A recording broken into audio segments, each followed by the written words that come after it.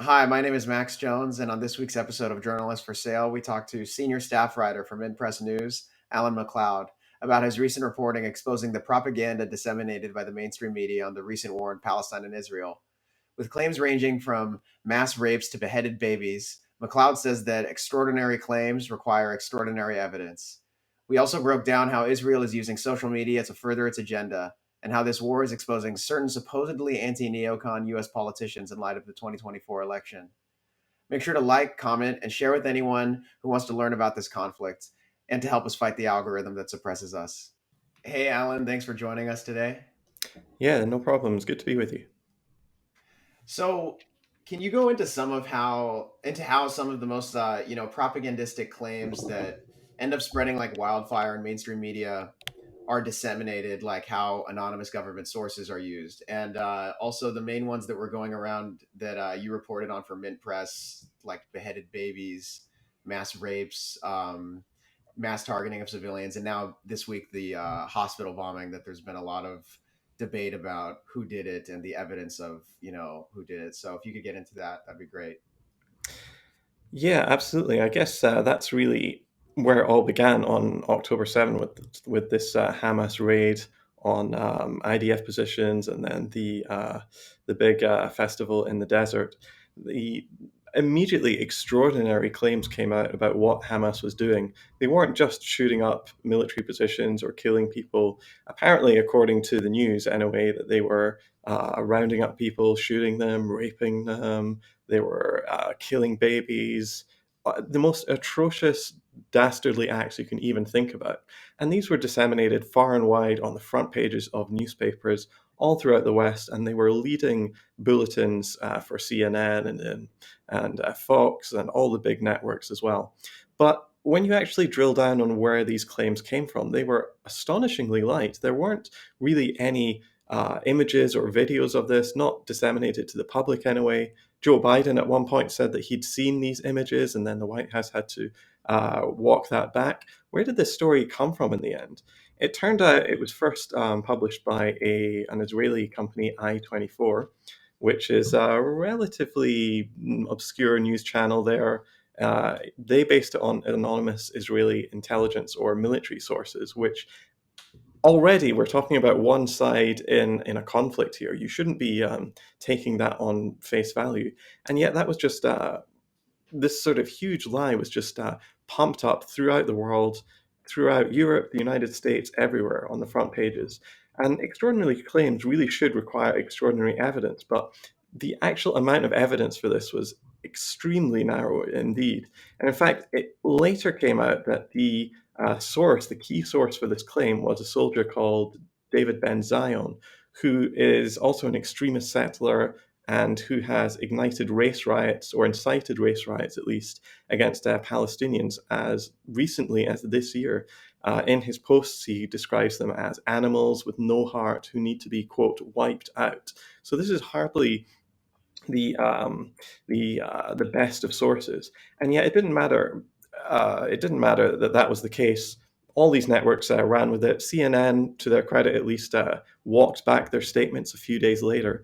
But ultimately, the lie went around the world before the truth got its pants on. And we're seeing that again with all sorts of stories. Another one that got a lot of play was the Israeli strike on the Al Ali Baptist Hospital a little while ago. It was pretty clearly an Israeli strike. Israeli spokespersons originally took credit for it and were gloating for it on social media before that was walked back, saying, actually, it wasn't us, we don't know what happened. The hospital was completely leveled, hundreds of casualties. This is the sort of thing that there's really only one perpetrator for. However, because the Israeli government said, actually, we believe it was Palestinian Islamic Jihad or another group like that, suddenly that became the main focus in the media. And big news outlets like the New York Times went back and changed their articles, changed their headlines.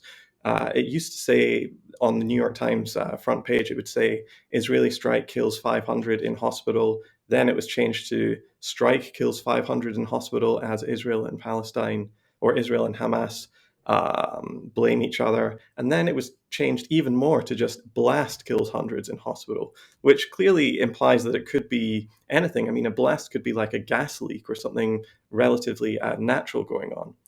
And really, what we're seeing is this extraordinary covering up of war crimes on one side and the extraordinary conflation of the most outlandish allegations that one can imagine on the other. And this is all going, as I said, in one side to support Israel and to demonize Hamas and the Palestinians more generally.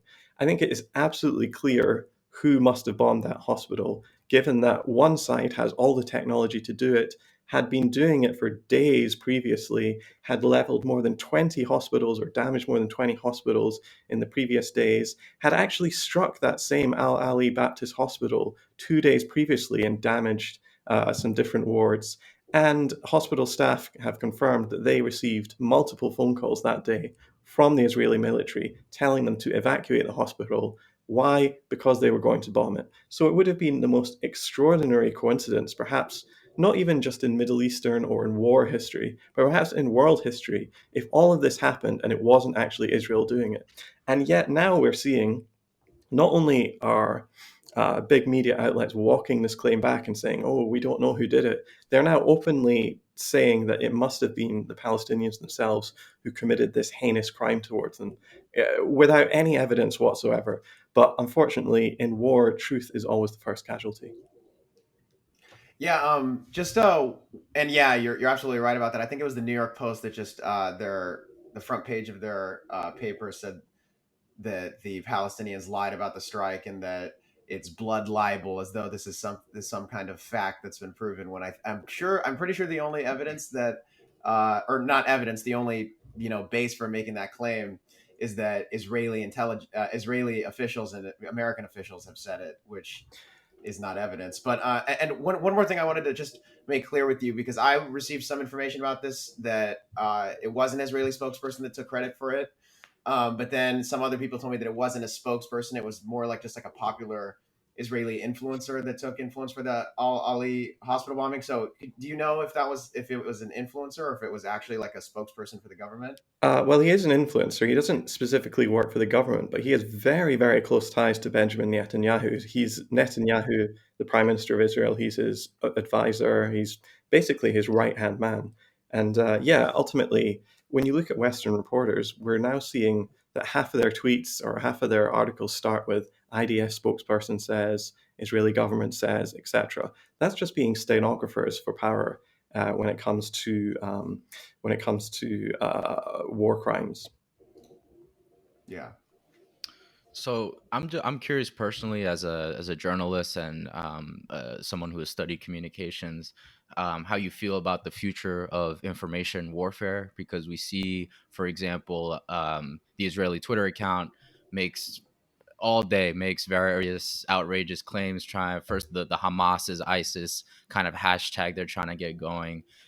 Recently, I don't know if you saw, they tried to connect one of Taylor Swift's bodyguards to the IDF or something. And if you know anything about social media, you know, like the Swifty army has a lot of influence on social media, because they all operate as like this stan fan base that kind of has like massive group think and gets behind whatever Taylor Swift is doing. So I can see what they were doing there. So I'm just curious, do you feel like the truth can prevail in these kind of circumstances? Like, we saw the Jewish Voice for Peace protest at the Capitol, and I think that's pretty encouraging, and other protests around the country, around the world. Or do you think Mm. that governments with the mainstream media as their kind of arm will always have a chokehold on a certain part of the population, including these new social media campaigns that kind of mimic these engagement farm kind of gossip pages on Twitter?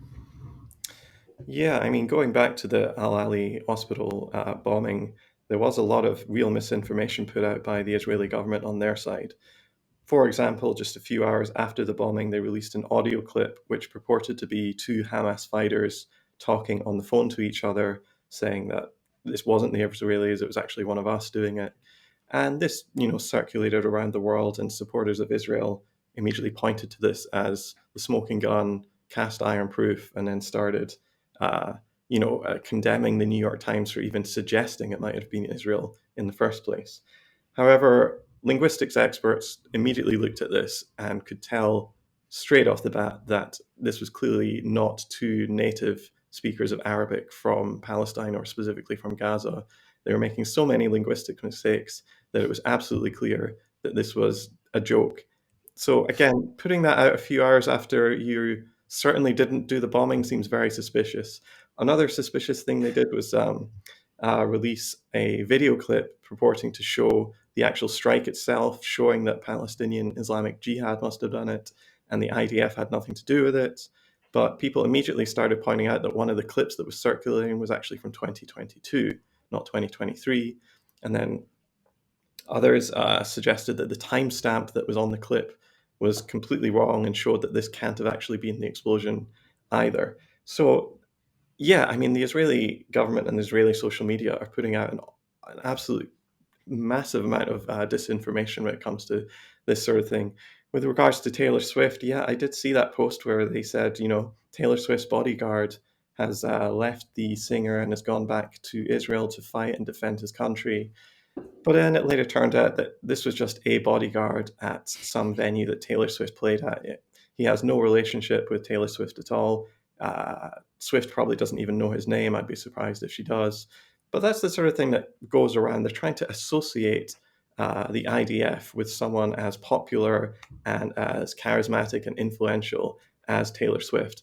And that's absolutely what they're doing there. They're trying to influence public opinion in that way.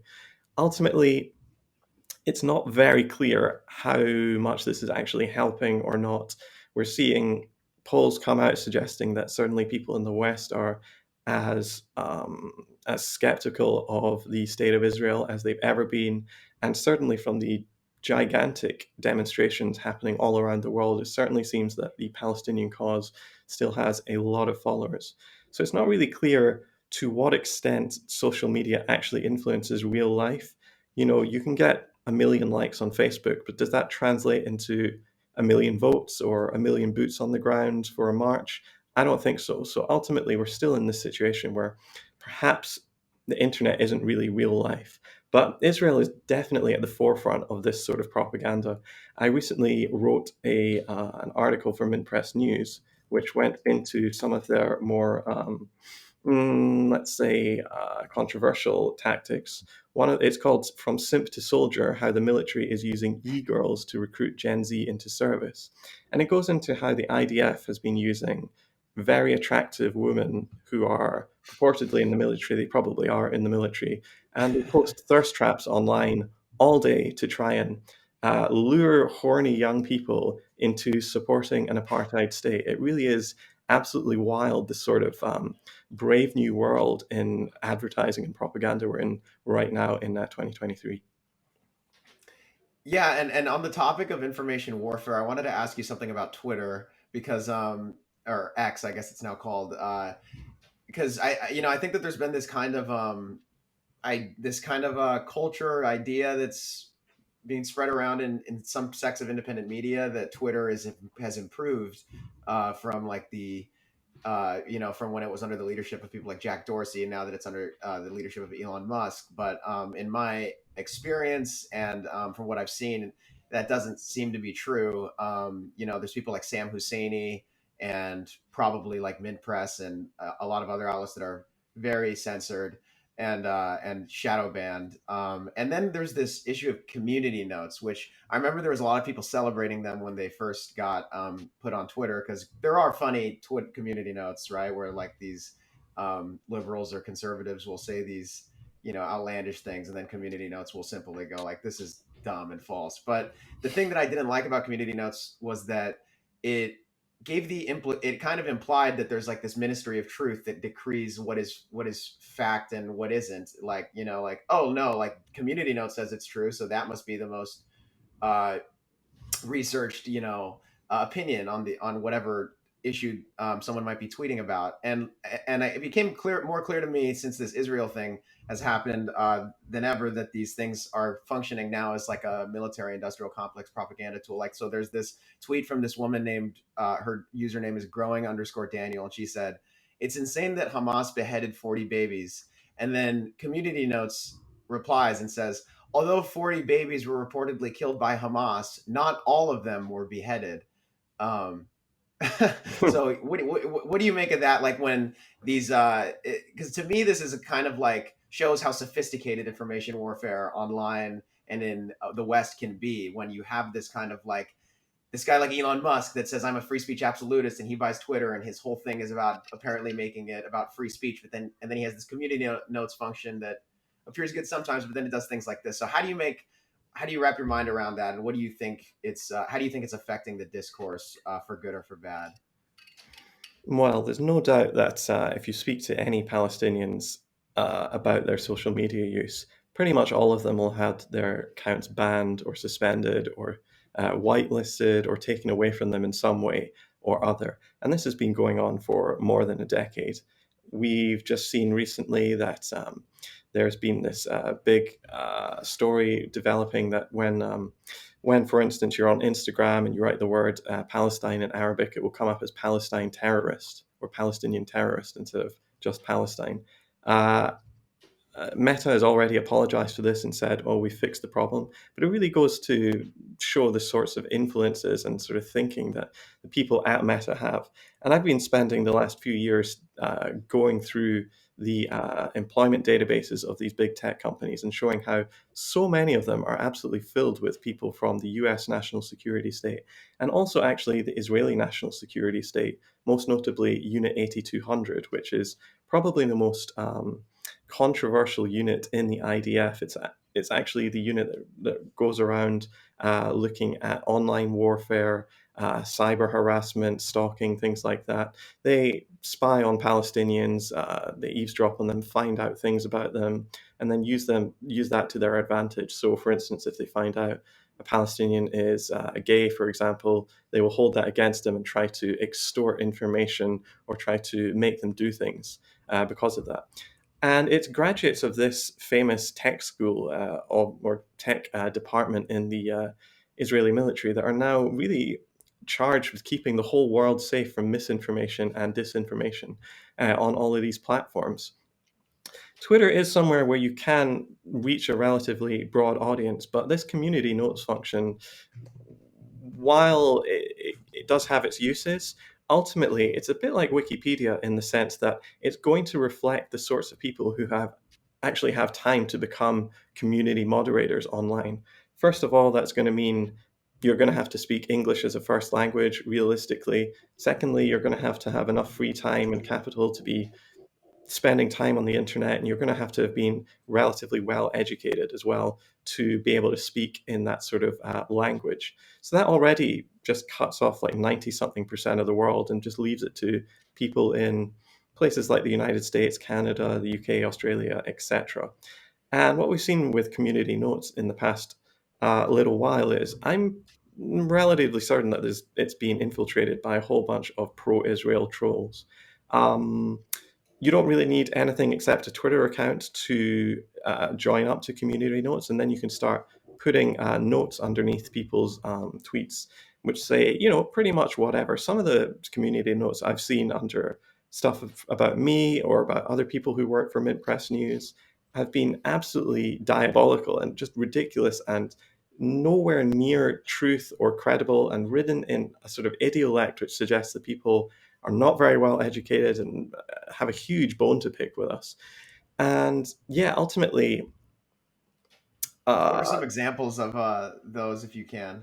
oh yeah, well, Give it to me. I had a viral tweet where I said I shared a picture of Joe Biden and Benjamin Netanyahu embracing, and I said this will be remembered by history as one of the most shameful moments in American history, something like that. And underneath the community notes just said, Alan MacLeod is a journalist who works for Mint Press News, a far-left conspiracy publication which supports the Assad regime and other brutal dictators. And that was the community note, voted up as a wonderful, That really sounds like it's important. straight from Wikipedia. Yeah. Yeah, I mean, it's ridiculous. It's like that's not a community note. That's killing the messenger.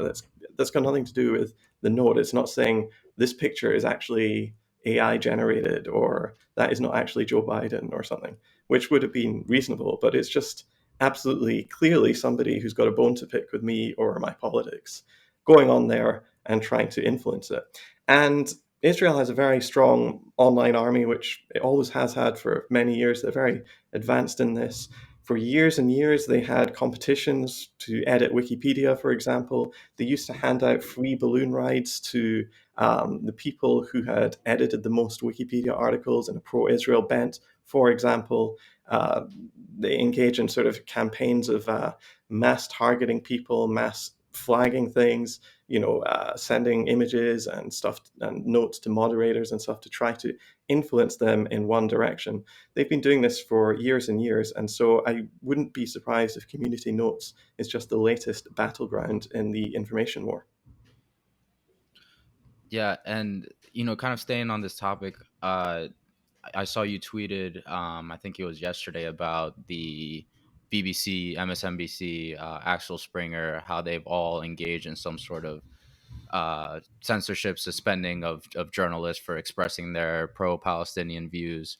And like this, along with the banned protests in France and Germany, if I'm correct, of pro-Palestinian um, protests, it seems like there's a big sort of erosion of free speech happening in the West. And usually this kind of thing sets the precedent for the future, right? I mean, I also saw how Marjorie Taylor Greene, the very far right congresswoman or representative, calling the people that were protesting at the Capitol insurrectionists and wanting them to be arrested. And that kind of makes me think of how liberals, when January 6th happened, kind of called for this mass sort of arrests, and it just kind of goes back and forth. So it seems like free speech is this will start to set a very dangerous precedent for free speech when it comes to any sort of movement in the future. I mean, I don't know. I know that there was mass protests during the Iraq War, for example, but I'm not too sure how those were taken. But I'm just curious to hear your thoughts on how this could be weaponized in the future, because like what I see on Twitter all the time is that people will present these protests and any sort of pro-Palestinian thing as pro-Hamas. That's the phrase that they use. They slyly just insert it there, and it's super upsetting because as people who are familiar with the conflict, they know that those things, you can't just conflate them together as easily like that. But that it's being weaponized to suppress these views. Yeah, as our economies inevitably decline and protests and angst and anger at the world is going to rise because of rising inequality and the nature of capitalism, it's pretty clear that governments around the world are already thinking ahead and militarizing the police forces and getting ready to crack down on free speech. And what's been particularly galling over the past few weeks is watching all of these professional free speech warriors who've made their careers over the past few years denouncing the so-called liberal intelligentsia for not allowing dangerous ideas to percolate into the society, not allowing the free marketplace of ideas to actually run its course. I'm talking specifically about people like Dave Rubin or people like Douglas Murray, who have built gigantic audiences pretending to stand up for free speech, who have been absolutely the loudest people saying that we need to ban these people, we need to arrest them. For instance, Dave Rubin said, maybe America has a future when he was talking about, protesters, pro-Palestinian protesters just getting arrested. Douglas Murray, famous far-right activist, wrote in The Spectator, why do we allow protests that glorify slaughter, talking about pro-Palestine, anti-Israeli government policy protests all across the Western world. It's these people who are absolutely the loudest cheerleaders for this sort of crackdown on the basic liberties that we should all enjoy. And I think also it's important, you touched on it earlier, but it's important to spell out, just in case people haven't been following it quite so closely, what's been going on in the world of corporate media. So, for example, MSNBC, the top liberal network in the United States, just preemptively shut off its three Muslim anchors TV shows. That's including people like Mehdi Hassan and Ali Velshi. They've just been taken off the air preemptively. Now, both of those characters have been pretty strong in condemning certain policies of Israel and standing up for Palestinian rights in the past. And MSNBC has made essentially no comment about it. And neither has Mehdi Hassan. So everybody knows that this is going on, but he's not come out to confirm or deny the fact that he was just taken off the air specifically because he was Muslim and because the network didn't trust what he might say about this. This is the sort of extraordinary levels of censorship we think of when we think of totalitarian dictatorships like the Soviet Union or North Korea, but this is actually happening here.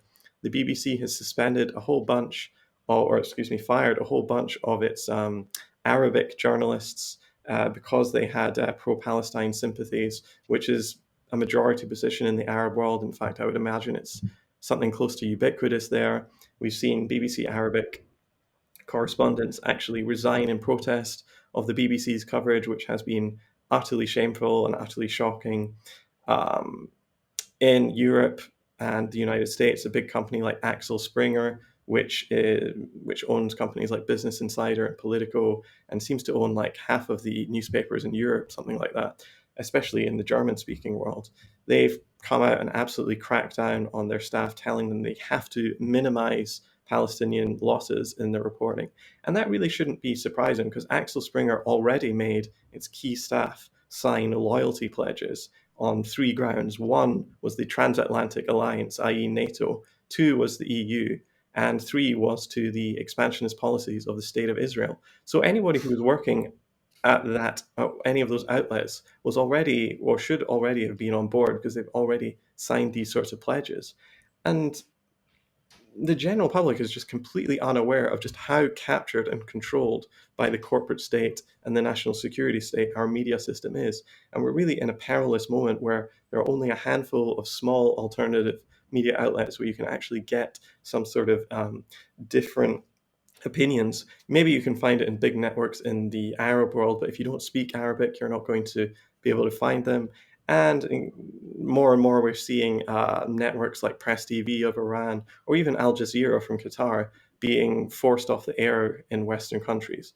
And so ultimately, we're just not left with any sort of range of opinions. We're left with one opinion, and it is the opinion of the national security state.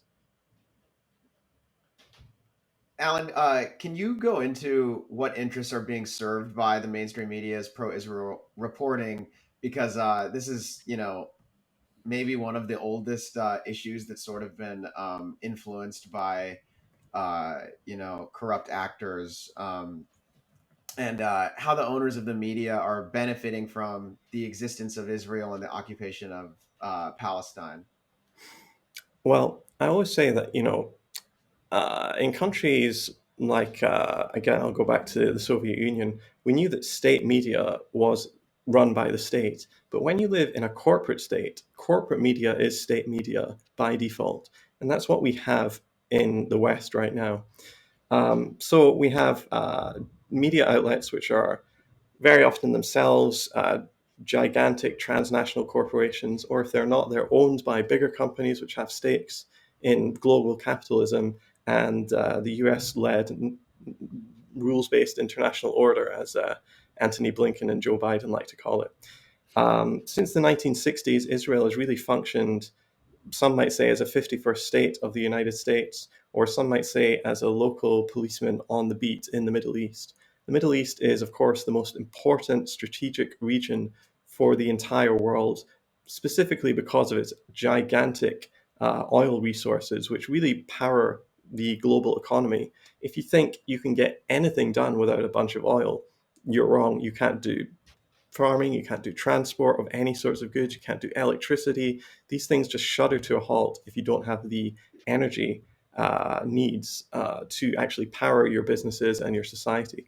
And so much of it comes from the Middle East. And so since World War II, the United States has had its eye on the prize, trying to control that region, trying to control the oil and trying to control the profits of that oil. And Israel has provided crucial support in that, being the United States' local enforcer. Other countries have also provided certain roles in that, like Egypt. At one point, Iran, before the Islamic Revolution, also provided that sort of that sort of service to the United States. But Israel, for more than 50 years now, has been a very, very loyal ally to the United States. And so it is treated with kid gloves in the media. It is provided with huge amounts of aid, both military and non-military and economic, to try and develop that society. And so when people in Washington and people on Wall Street think about Israel, they're really seeing it as an extension of US power into the Middle East, allowing the United States to control the world economy. And so ultimately, when we talk about this pro Israel bias in the media, certainly it helps the Israelis, but far more importantly, it helps the US national security state, particularly the weapons industry, which makes an absolute killing, a fortune from these sorts of wars. And also, it helps Wall Street because ultimately, as the New York Times columnist Thomas Friedman always says, McDonald's couldn't survive without McDonnell and Douglas. And what he means is American businesses could not make a profit without the American military enforcing the sorts of pro Western, pro American policies that countries all around the world have to do, essentially serving the United States as part of an informal empire. And that's what goes on today. And ultimately, we have to have a sort of global understanding of how the world works, or we won't really see the Israel Palestine conflict or any solutions coming from it in the right sort of context. Um, I saw a CBS poll, I think it was from today, or certainly recently, asking people about their opinions about sending arms to Israel and also sending humanitarian aid to Palestinians. And the general results of that poll sees that Democrats and independents are slightly supportive of Palestinians, and more Republicans are leaning in Israel's direction. Uh, I'm just curious, and I don't know the extent of your knowledge on U.S. domestic politics, but I'm wondering, what do you think of using as this being used as a sort of litmus test for a politician? Because I mean, when I was examining this upcoming election, I looked at figures like RFK Jr., who I object with a lot of things, but I also thought he could be a good challenger to the duopoly, especially now that as since he's running as an independent. But then the Israel Palestine issue with him, he was always clearly on the side of Israel and a clear sympathizer for Zionists and so forth, and that kind of turned me off to him completely. But then you look at someone like Cornel West, who I think I think it's clear where he stands, but he, certain um, statements he makes are not in the language that people might want it to be, where he expresses like sort of like a mainline thing of saying, "Oh, we have to be wary of both sides," or but I still stand with Palestine in some way. So I'm just wondering, what do you think of this being kind of weaponized or used in an election like next year in a country like the U.S.? Well, I think everybody has to make their own decisions about that. But yeah, ultimately, I think so often Palestine is a fantastic issue to really understand when somebody's credible about challenging empire, about standing up for the dispossessed, or if they're just grandstanding and just trying to build a political career. Because ultimately, there's absolutely no question about what's going on, about the facts on the ground, about who is oppressing who, and who is on the side of justice here. And so it's pretty much an open and shut case in that sense. But when we come to the US political class, there are so few people who are willing to actually say what politicians around the world in Asia, in Latin America, and Africa say every day about Israel Palestine. But in the US, it's just a completely taboo subject. It's off limits. And so, yeah, ultimately, I think somebody who is willing to put their neck out on the line and take a different stance on Palestine is probably somebody who is at least worth listening to. Whether you decide that somebody's position on Israel is enough to disqualify them from getting your vote, you have to be the judge of that. But certainly, these sorts of crisis moments, if there's anything good that comes out of them, we can really very clearly see where people actually lie. In times of crisis, people will show you their true colors, is what I'm saying. And could you maybe dive into briefly just maybe the influence of Israel in American politics with, lobbying firms like APAC and all these other ones, and also our ties in terms of the military uh, defense industry where, you know, billions of dollars are sent to them every year. And like you mentioned before, Israel acts as kind of like this 51st state, which I think is a great sort of analogy to our relationship with them. Yeah, sure. People in Great Britain, where I was born, often talk about the special relationship between the UK and the US, but it's pretty clear that that special relationship is a one-way relationship. The real special relationship in the US is with countries like Israel or perhaps Saudi Arabia, you might say. Those are the countries that the US really cares about, and Israel spends huge amounts of money trying to maintain and even improve its image in the United States through things like lobbying. You mentioned APAC, which is a huge donor to so many different groups. Not only will APAC get involved in giving money to politicians or certain PACs, but it'll also try and locate certain politicians who've gone against them in the past and really stood up for Palestinian rights, and then flood their congressional races or whatever it is with money for the other candidates and negative ads, just so people watching get the idea, listen, if you actually take a stand on this, there are going to be consequences. The Israelis and the Israeli government and the Israeli military actually also work quite closely with the entertainment industry. I wrote an article for Mint Press News a while back called The Israel Files, which goes into how WikiLeaks documents show how top Hollywood producers are actually working with the Israeli government and the Israeli military to defend its war crimes and try and stamp out pro-Palestine sentiment within Hollywood and within the greater entertainment industry more generally. And what we see from the Sony archive is that there's a coordinated attempt to try to introduce Israeli military officers to relatively important people in Hollywood, producers, directors, etc., to try to improve Israel's image, to try to bring them over to Israel, try to get them on, that particular side. This goes on in the music industry as well. One of the big players in this was Russell Simmons, who many people know from Def Jam Records. If you read his emails, it becomes absolutely clear that he wants to be like an advocate for the Jewish state among the black population. The Israelis are very concerned that the black population, the black community in the United States is much closer and much more sympathetic to the Palestinian cause than they are with the Israeli cause. And they tried various strategies to improve Israel's image. I'm not really sure if they were actually successful or not, but they certainly spend a lot of money trying to do that. The good news is that when you look at the polls, especially younger people are really drifting away from the state of Israel. And this not only includes, but perhaps the most importantly, is led by young American Jews who see Israel carrying out utterly horrific things in the name of the Jewish people and say, not in my name, I can't be a part of that. And not only that, I have to actually actively campaign against that. And so we're seeing Israel's image really deteriorating in the West very quickly, especially in the United States, and especially among young liberals as well. And this is really creating something of a crisis in Tel Aviv, where the far right government of Benjamin Netanyahu just continues to alienate even more people.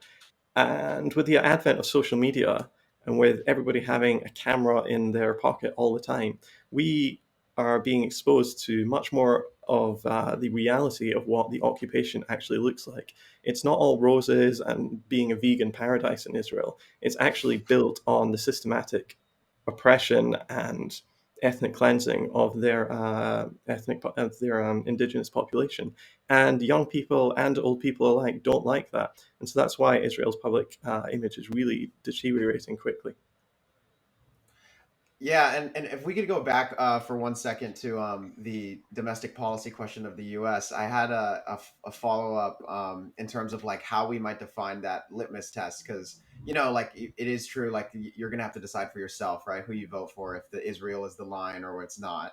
But I think one thing that is a little bit more maybe universal or objective than like saying like who you should or shouldn't vote for is who is or is not genuine about opposing neoconservatism, because like you hear like RFK Jr., for example, has talked a lot about neocons and how they're the the rot of our country, and they've infiltrated the Democratic Party and we need to get them out.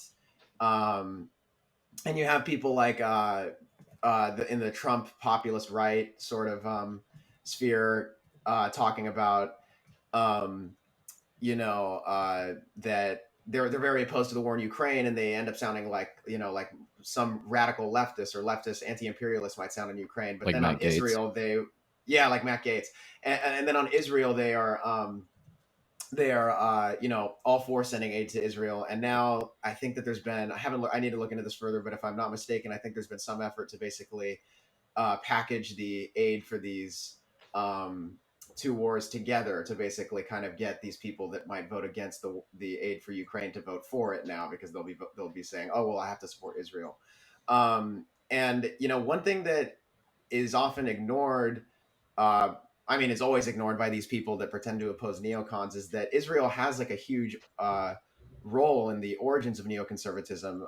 Netanyahu actually organized the creation of this document, A Clean Break, a new strategy for securing the realm, which was authored by American neoconservatives in the Bush administration and Mossad officials. And, basically the paper was a call to replace the leadership the of states in the Middle East that challenged Israel's agenda, and to take control of the Middle East with the help of the American military. So, do you think that makes sense that basically, like, if you are being opposed to neoconservatism, you kind of have to be opposed to the goals of Israel in a way? Do you believe that that's that logic makes sense?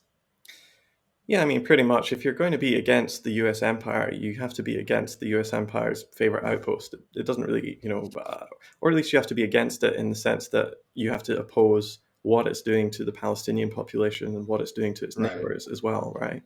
And there are just so many opportunistic politicians in Washington and also opportunistic media pundits as well who will latch onto popular sentiment about neoconservatism, which has got which is it's about as unpopular as it's possible to be, considering what it did to the United States and the rest of the world, frankly, in the 2000s and 2010s. We're talking about multiple wars. We're talking about bombing 7 countries simultaneously. Whole regions of the world have been made almost uninhabitable. There was a study by Brown University, the Cost of War project there, that showed that at least 6 million people had died in the post 9/11 wars, and at least 38 million people around the world had been displaced because of it. And so you see a lot of politicians trying to score cheap points and trying to build audiences by throwing in a few words about being anti neocon. I mean, Donald Trump was a great example of this. He talked about draining the swamp, and then who did he appoint to key positions? Like, Mike Pompeo or John Bolton, some of the, Elliot Abrams. These are some of the worst, most cold blooded, and scaly and oleaginous neocons there absolutely ever has been. And yet they were right in the thick of it, talking in Trump's ear the whole time. And we see this from left and right. We've seen figures like Tulsi Gabbard come up and talk about how she's against imperialism or against war. And even at the same time, she's an officer in the US Army. In fact, she's in the psychological operations division, and she's one of the State of Israel's biggest supporters in Washington, actually. And she always has been. We've seen, media figures like Tucker Carlson build a brand on being anti-war because he's questions a lot of the narratives around Ukraine. But when you actually look at the bigger picture, Tucker is wanting the United States to stop focusing on Russia because he sympathizes with it and move the troops and all the United States' efforts towards a much bigger war with China, in fact. And that can hardly be seen as like an anti war position, right? He's just wanting the US empire to switch its target from one place to another. Ultimately, why do people fall for this? I think it's because people are so hungry for genuine anti-war sentiment among leaders, whether they're political or media, that they're willing to swallow anything, and that's really unfortunate. Yeah, I absolutely agree with that. And I just wanted to ask one last question. I don't know if you saw this, but yesterday Matt Taibbi, who is someone arguably, I think most people consider him anti-establishment on a lot of issues. He posted this piece critiquing the New York Times for changing their headlines from Israeli strike hits hospital blast to, I think it was just, I don't remember, but they took out that it was an Israeli strike. Yeah, And they said and strike hit then hospital blast, and then after that, it was just there was no word strike there. It was just blast goes, blast hits hospital or something, right, and I think that I think that like the audience can kind of infer what our critique of that changing of headlines would be, right? But Matt took a different issue with it. He says, quote, "The Times obviously never knew Israel bombed the hospital because that never happened." Um, Unequivocally, that's what he said. And then he sends a follow up email backtracking and saying, it's not actually known who struck the hospital, but he says that it's irrelevant because, it shows how the Times changing of their headlines was irresponsible. So I wanted to ask, in this kind of like rising independent media sphere, um, like it's kind of easy for us to look at the mainstream media and see the moneyed interest and things like that of like how Israel directly influences the editorial decisions of the media. But in this sector of independent media, which is supposed to be antagonistic to and separate from that influence, how do you make sense of these independent media figures like, I guess, Taibbi, and also I've seen like a lot of like right wing media figures that have been opposed to the war in Ukraine, and now they're suddenly cheerleading for Israel.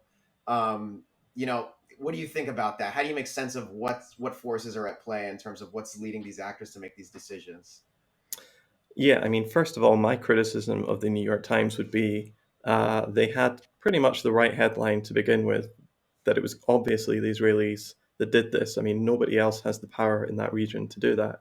And then they started using the passive voice, which is a fantastic, composition in English that we can use to talk about things without actually assigning any blame or adding any kind of perpetrator to something. So you can say the boy was killed rather than the man killed the boy, right? And that's what that's what the New York Times is doing, right? The use of the passive voice when talking about Israeli crimes is absolutely infamous by now. It's kind of like the NYPD version, right?